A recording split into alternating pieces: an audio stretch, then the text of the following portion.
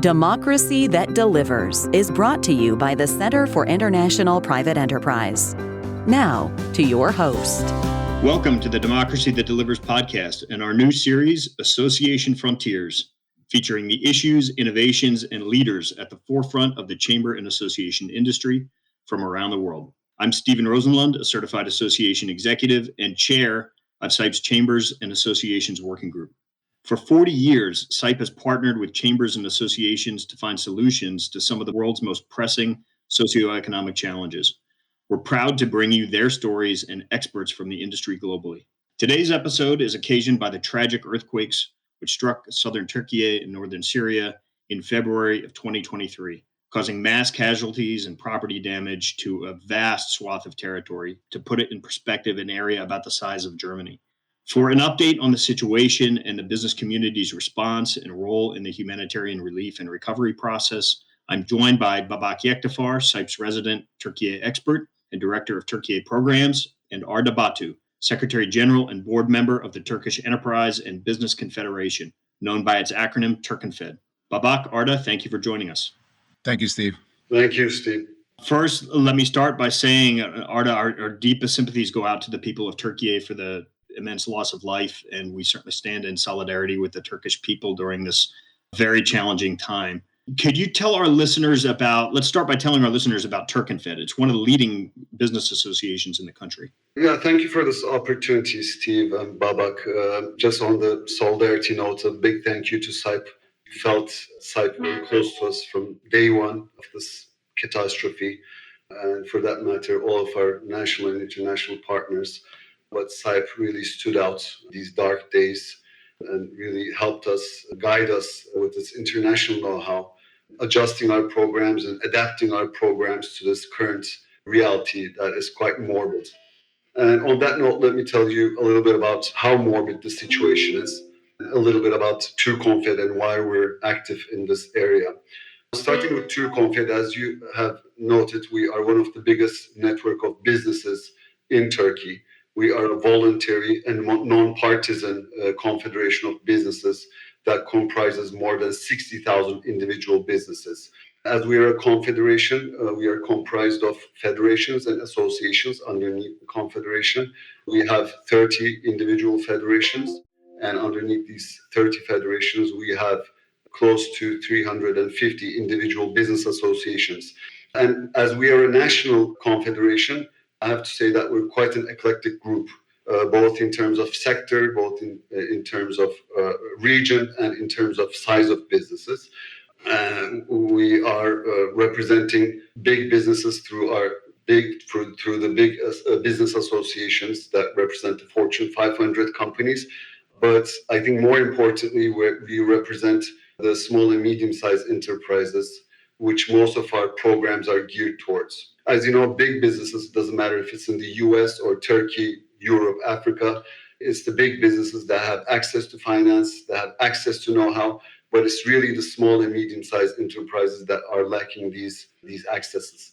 And in that respect, our programs with CIPE is geared more towards SMEs. I realize I've gone on for maybe too long, but just to conclude my initial remarks on TÜRKONFED, we are a lobbying institution, so we design policy and we lobby for that policy and on those reforms.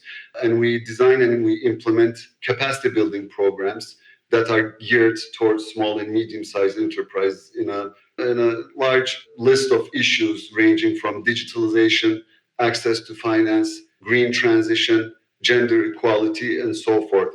And in my next comments, I'll allude to the earthquake reality and how we have adapted to the reality of the earthquake. But I'll stop here and revert back to you. Thank you. Thank you. Yeah, if it's helpful for our listeners to get an understanding of the organization first before we talk about the amazing work you've done on the earthquake response, I want people to understand TÜRKONFED, the scope and scale of the organization and the capabilities that you bring. So when you talk about SMEs and representing SMEs, are SMEs the predominant form of business in Turkey? Are most businesses SMEs? Yes, not only in Turkey. When you look at the global data, small and medium-sized enterprises comprise more than 90% of companies. Same goes for the US. So that's why SMEs are the backbones of all economies, including Turkey. And as I noted in the first part of my comments, Yes, we do have a large sum of big enterprises, but really, and globally as well as nationally, the real needs is in the area of the SMEs. And TÜRKONFED is really a national federation. So you're everywhere. You're present everywhere in Turkey. You have members throughout the country. Correct. We're a national confederation. We have representation from all sectors and from all regions and from all sizes of companies. So when you say all sectors, this is manufacturing, commerce, ag, all the big sectors in Turkey. Absolutely. Incredible. I know that you've done a damage assessment and analysis of the economic impact of the earthquake. What did you find? I'll give you the basic facts. As I said, it's quite morbid, and I'll try to explain and I'll elaborate on how we're trying to adapt to this new reality. But some really striking figures. We have calculated in the first week and a half of the catastrophe that there would be an economic loss of about $100 billion. Now, let me open that up a little bit. Now, the earthquake hit a huge area that affects 11 cities in the eastern part of Turkey, predominantly. Again, a striking figure that is impacting the economy here is that 20% of the industrialized zones are concentrated in this region in Turkey. We are talking about 11 million people who have been affected, 11 million people, and we are now in the phase of reconstruction, and that requires relocating 1 million people who are lacking housing. So huge figures, unfortunately, huge figures. $100 billion of economic loss. Again, I don't need to elaborate. I think that's a huge loss for any size of economy across the globe. And this really struck the industrial heartland of Turkey in a sense. And Turkey's known as an industrial powerhouse in the region and globally. This is a big shock to the economy. Yeah, unfortunately. I mean, we do have some absorption capacity, but $100 billion of loss and 20% of the industrialized zone. The supply chain that have been affected, not only concentrated in that region, but as you have underlined, Turkey serves as a hub in this region between the east and the west, between north and south. So it has impacts in a multitude of sectors that are affecting multitude of businesses from all sizes. When you go to some of these cities, and Hatay, Kahramanmaraş, Adıyaman, these are the three cities that have been hit very, very hard. I can tell you that Hatay, 80% of Hatay is virtually destroyed. Wow. And again, this alludes to my earlier comment about how big business, the difference between big business and small business. When you go to Hatay, which has been the city that has been hit the hardest, I could say, when you look at the zone that is concentrated with the medium and big size enterprises, about 80 to 90% of those businesses are intact. But I'm talking about the physical structures. Obviously, there are huge losses in terms of manpower, in terms of running the business, in terms of the commodities and the supplies that need to go into the region, to these zones, in terms of running the business. When you go to this area that is concentrated with the micro and small size enterprises, almost 90% of those businesses are structurally destroyed. I'm talking about zero activity. Now, of course, the big businesses are also struggling because, as I said, I mean, there are huge loss of lives in Hatay, where you can't find people to work. Even if you can find people to work, you can't find the raw materials to get your business running. So we're talking about really a redesigning or rebuilding of cities in total, not 10, 20%, but 80%, 90%. I mean, this is really hard to grasp. You really have to be in that region. Even looking at statistics and the numbers and reports doesn't suffice, Steve. You have to be able to see it. I mean, the coverage on CNN International or other media outlets it doesn't really give you the whole picture, unfortunately. Yeah, it's just incredible. It's just incredible. Thank you for helping us and our listeners understand the situation a little better, make it more real, and try to bring it home for us. Steve, can I just join? Yeah, go ahead, Babak. Just interrupt for 1 second. I also want to mention one issue here. I mean, I had the opportunity to visit Turkey in March. Some of these cities, Steve, I think you and I have both visited a couple of these cities, and I think the one thing that stands out and the way that people still, after a few weeks after the earthquake, felt this shock. I mean, people outside of the region. You're talking about not only about the industrial area and the impact that it has had on the SMEs and so on and so forth, but in many ways, this area is like almost like a heart and soul of Turkey. A lot of tradition. This is like almost like the backbone of Turkey as we know it from the old days, moving into the new era and a new generation. And that psychological impact for a lot of people, it's still something that weighs heavily and really in many ways impedes recovery. And it's something that, at some point, unfortunately, people will slowly have to get over. But I do want to mention that psychological impact of that particular region was very visible when we were talking to people in Turkey just about a few weeks ago. Yeah, thank you for highlighting that, Babak. I mean, yeah, as you said, I've been there too in southern Turkey. It's just home of the warmest people, some of the best food anywhere in the world, a beautiful Hatay in particular. Landscape. Yeah, especially a place like Hatay and that history, the rich history and culture. And we see some of the damage to UNESCO World Heritage sites and amazing sources of history and culture for not only for Turkey but for the world.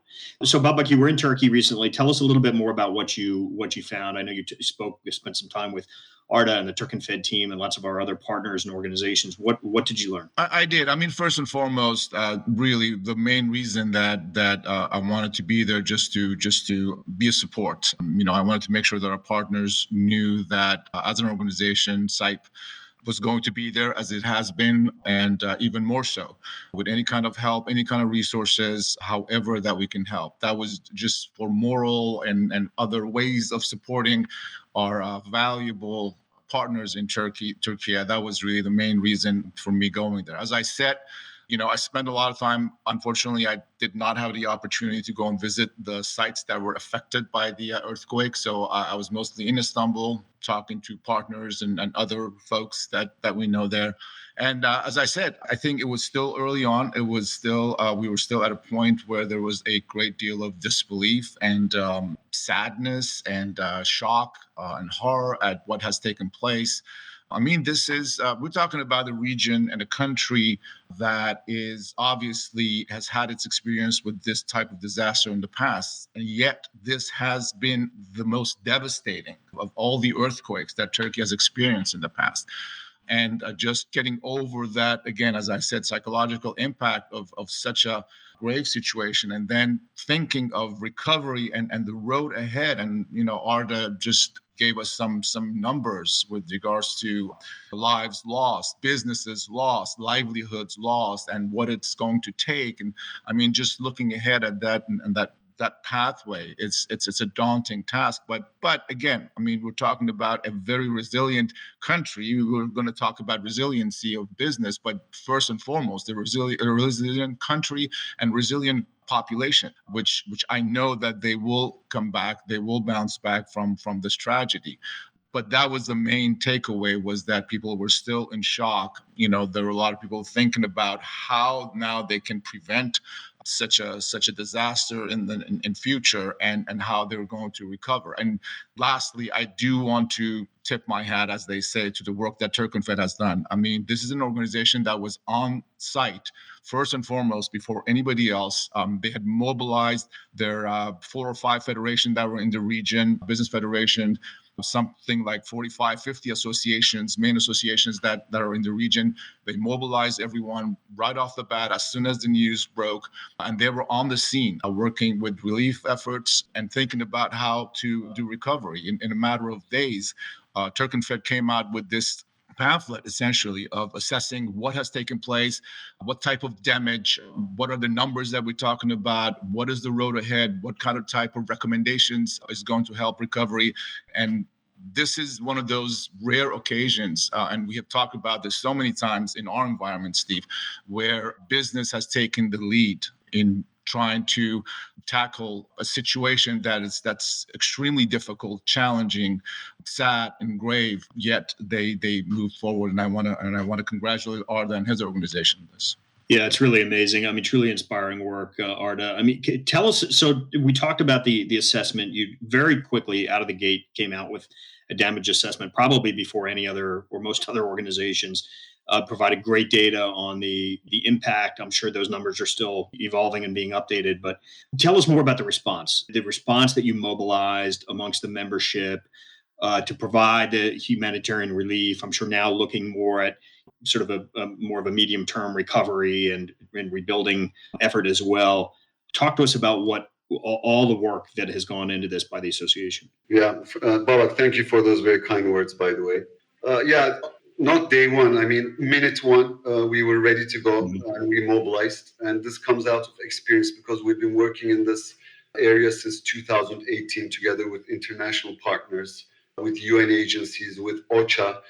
We are actually, and I myself, I'm on the board of an initiative called Connecting Business Initiative, which is United Nations and OCHA backed or endorsed initiative based in Geneva that works on resilience, that works on natural disasters and how the private sector can mobilize in the face of natural disasters. And of course, preparedness and resilience is a key component in this area. So our skill set, I have to say, we were ready to go since minute one. And we had worked on the previous earthquakes. These are smaller earthquakes, maybe that were not really heard from Washington, D.C. or from elsewhere, but we did have earthquakes in Izmir and in Elazığ 2 years before. These are smaller scale earthquakes, but really built our strength and our skill sets to mobilize stronger efforts for this huge scale earthquake. So minute one, we knew the 3 days that were critical for humanitarian assistance and for general assistance to the region. And we have our own CRM system that we have developed in-house where we are collecting donations from across Turkey where we are mobilizing to the region in need. So basically, it's quite a simple CRM where we have our members from the earthquake area demanding for goods and services. It might be generations, it might be tents, it might be foods, beverages, blankets, so forth. So these demands are recorded in this digital platform, and our members from across Turkey are sending direct assistance to the region through our own logistic network. So that's a very simplified explanation of what our immediate efforts entailed. So the first 3 days we knew would be critical. Of course, we worked hand in hand with the public sector. You have to in such disasters. So hand in hand, we were able to mobilize something, an amount of $11 million of goods and services from our members to the region. So that was number one. Number two, we knew that the economic impact assessment would be critical, both for national and international partners and actors in general who would be looking into the damage assessment in the region to adapt their policies and to adapt their assistance to the region. So I'm very proud for my organization. We were really the first organization that came out with the economic impact report that resonated throughout the national and international press. So after this phase, we knew that, again, looking at our international experience and our national experience, we knew that shelter would be the next critical area. So we have built our shelter project to be piloted in Hatay, and then the second pilot will be in Adıyaman, the most critically hit areas. It's basically a shelter project that creates a habitable zone for the inhabitants, not simply sending tents or containers, but a container city wherein there is also social rehabilitation, psychological rehabilitation, rehabilitation center for kids, education center, seminar rooms, and so forth. So not just helping shelter, but also helping the social rehabilitation of the inhabitants of the region. So our first pilots hopefully will be complete in the next few weeks in Hatay and then replicated in Adıyaman. And simultaneous to this, with close partners such as SAIP, what we're trying to do is we're trying to collect data and identify the needs for the private sector and for the recovery phase in the next few weeks and the next few months. And I'm happy to elaborate on our efforts in that area also. Well, we'll certainly stay tuned for the findings of that. I think that's going to be very fascinating and informative for all of us. As an association's professional, I'm very fascinated by the need for the organization to pivot on a dime, essentially, and go from just sort of, the normal business operations of running this federation to disaster response and how you did that. So take us back to February 5th, if you will, the day before the earthquake. What were TÜRKONFED's plans and priorities coming into the new year, and some of the main activities you were undertaking? And are you still able to pursue those, or has this fundamentally altered your course for the year?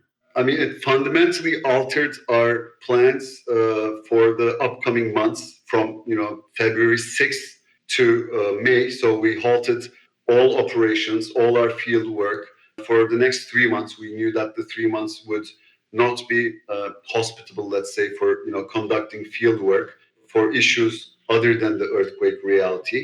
But now I could say, we have recuperated, adapting and applying our formally made plans. And again, slowly, we are returning back to our field work in the areas that have not been hit by the earthquake. Whereas for the areas that have been hit by the earthquake, obviously there's a totally new reality. As I said, while we were preparing for, let's say, women entrepreneur seminars for Hatay, while we were planning for entrepreneurship summit for Adıyaman, while we were planning for access to finance workshop in Kahramanmaraş, all of that is off the table. Now we are focusing on shelter. Now we are focusing on the economic recuperation of the area that has been hit by the earthquake. So my short answer is yes and no. There has been, the first 3 months have fundamentally changed, but now we are slowly returning back to our routine in the areas that have not been affected by the earthquake. But in those affected areas, it's really that focus on basic needs. You're talking about housing and things like this that affect people's lives. Yeah. I mean, people, as I said, there are about 3 million people who have been displaced. We are in need of about 1 million residential areas individually. And a data that is striking over there is Turkey's construction capacity is said to be about 500,000 residences annually. So just 1 million is needed in that area. I'm not talking about the big cities like Istanbul, Ankara. So you do the math. I mean, it's going to take some time to reconstruct the shelter areas over there. So the in-between phase, until we move on to the phase of constructing permanent residences, we are pushing for container cities that will be there for the next couple of years. Amazing initiative. Well, I mean, the economy in Turkey has certainly been challenging in recent years, and we all just got through very difficult years of the pandemic. The word resilience is used a lot, and it's not always clear what that means, but it certainly seems to me that this is what resilience looks like when you look at the response and the ability of the association, of the federation, to really respond to the needs of today and the call of this crisis. Babak, thoughts on what other organizations can take away from this experience? I mean, I think there's a lot to learn here. Well, I mean, you said the word resilience, and not many people know what it means. But then again, to so many people, it could mean so many different things. I think first and foremost, when we look at an organization like TÜRKONFED, I mean, it was the issue of response within that first few minutes. We talked about TÜRKONFED was there the first day, and Arda corrected us the first minute. But not only that, it's the issue of going in with a focus and a purpose. Obviously, the most immediate need is going to be addressing the issue of human beings and how they have been impacted, the social aspect of it. But in conjunction with that, parallel to that, it's the idea of livelihood, because we need to be able to focus on recovery, not just by providing tents and social integration and so on and so forth, but ways that this particular region can recover economically and can regain its livelihood. A sort of a private sector focused approach that's more sustainable. Obviously, there's a great deal of aid that tends to pour into situations like that, which immediately is very useful. But the planning of, at some point, we kind of have to wean off of this and have a more sustainable situation where the Turkish SMEs can recover and can slowly again become integrated as part of the global supply chain and so on and so forth. So I think the idea more and more, unfortunately, there are so many natural disasters, there are so many man-made disasters that we're facing and challenges that we're facing. I think more and more business community has to realize, that they need to prepare themselves for every possible situation that could disrupt their function and their activities. But the second thing, and this is something that SIPE to me has been all about, the integration between the business community and the society as a whole, and the importance that the business community and associations and federations such as TÜRKONFED can play as leaders when it comes to issues that one would not necessarily think of that would be in the realm of business community. And they always look at the government and so on and so forth. Obviously, private and public have to work hand in hand to be able to be effective in any kind of a disaster relief situation. But not many people think of business community as having that role. And yet here we have this perfect example of how that can happen. So I think these two things are really key: preparedness and this understanding of social responsibility of the business community and how they can become leaders in these types of efforts. Great points, Babak. I mean, none of this is really in the handbook in terms of for chamber or association professionals in terms of how you respond. And also second your point about preparedness, because I think resilience is also about preparedness. We're just, any of us are a moment away from the next disaster, whether it's an earthquake or wildfires or a flood or, God forbid, the next pandemic that confronts us all. And I think TÜRKONFED's work here has really, really provided an amazing model. Arda, I will turn to you for the last question, put you on the spot, but how can our listeners help? People really are grieved by the situation in Turkey. We mourn with the people of Turkey. What can people do to help? Before that, just a very short note about preparedness. This comes from international research and data. Every dollar you spend on preparedness saves $6. That's huge. That's huge. I mean, so this is the message that we should be getting across to all site partners across the globe, because as you very rightly put it, preparedness also helps resilience. And that actually is a story of TÜRKONFED, gentlemen. I mean, we were, as I tried to elaborate in the beginning, we prepared TÜRKONFED for such activities and for such disasters since 2018 through smaller exercises. As I mentioned, the earlier earthquakes and the earlier disasters that took place in Turkey. And that has built the strength of the institution to react quickly and efficiently for this huge catastrophe. That preparedness, one. And number two, meritocracy. Again, I think this is also one of the values that SIPE has been promoting across the globe with all of your partners, both in the private sector as well as the public sector. What I saw with my team at TÜRKONFED is no one is a humanitarian expert. No one's an expert in designing and applying shelter cities. No one's an expert in designing a CRM that helps facilitate the donations going and the assistance going to the region. But if you allow smart people to come to effective positions and influential positions, then those people can really make the difference. And I know that SIPE is operating in parts of the world where perhaps meritocracy is not upheld as much. But I have seen firsthand how smart people and how able people can do big differences once they're empowered and once they're allowed to come to important positions where they can really make a difference. Now, coming to your question, Steve, there are multitude ways of assisting. Shelter, as I said, is a key component. Looking forward, we are looking at a region where 14 million people have been affected, and shelter is a major issue. So I would seek, if I were to be an international donor or an individual who wants to help, I would look at shelter projects that they could maybe help with. Now, there are many other areas: women issues, children issues, education issues, people with disabilities, minorities. I mean, there's a huge list of areas that people can really assist with, and it's an inexhaustive list, I'm sad to say.